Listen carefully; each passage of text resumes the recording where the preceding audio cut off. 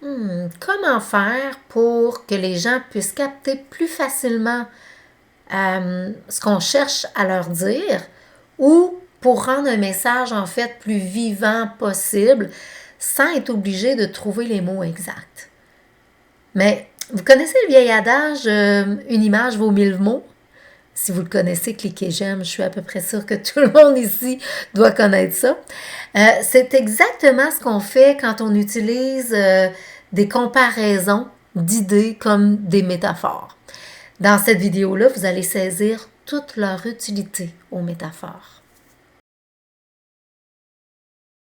Si on commence seulement par la définition d'une métaphore, en fait, en gros, c'est l'expression au sens figuré d'une idée ou d'une chose ou d'une situation quelconque et ça donne une image. C'est pour ça, sens figuré, c'est que ça donne une image de.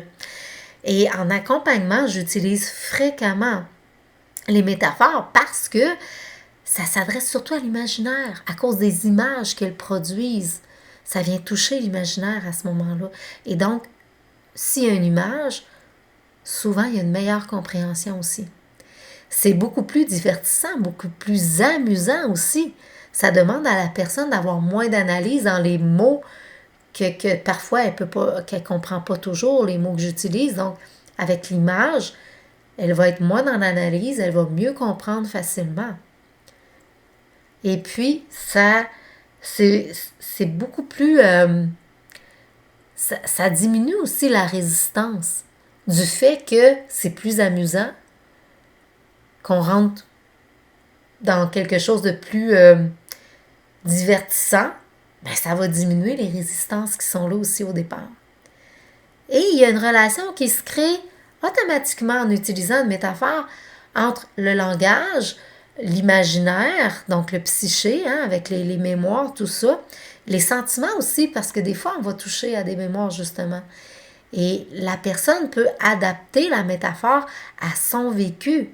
Et c'est ça, justement, qui vient la toucher, parce qu'elle vient de l'adapter à son vécu.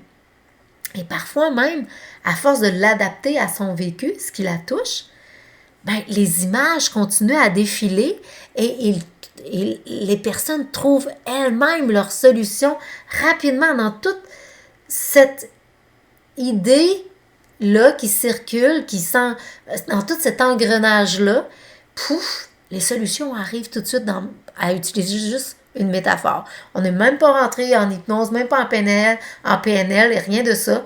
Et pouf, déjà, il y a des solutions qui se mettent en place.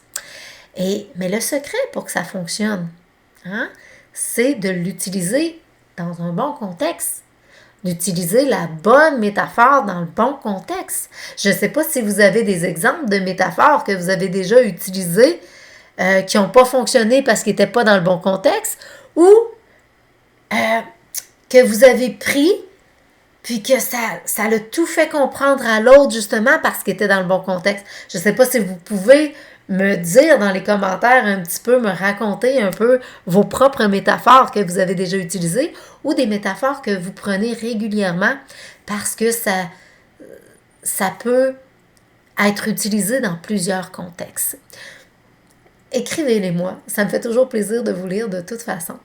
Et en parlant justement de mes accompagnements et des métaphores, ben, il y en a une que j'ai utilisée pour faire un outil gratuit. C'est pas vraiment une métaphore, mais c'est une analogie que j'ai installée. Des fois, il y a des gens qui prennent ça comme une métaphore, analogie. Moi, je trouve que c'est pas mal synonyme. Il y en a d'autres qui voient vraiment une différence entre les deux. Bref, j'ai fait un outil gratuit qui peut vous amener à être plus accueillant avec vous-même, à être plus tolérant.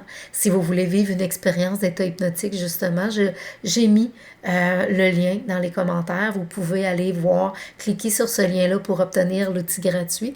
C'est sûr qu'en même temps, moi, vous allez me fournir votre adresse mail et vous allez faire partie de mes contacts. Après, ben, vous pourrez vous désabonner si ça ne vous plaît pas. Vous avez toujours cette option-là, de toute façon. Donc, écoute, je vous dis, amusez-vous. Prenez des métaphores ici et là, vérifiez le bon contexte, amusez-vous en images dans vos discussions.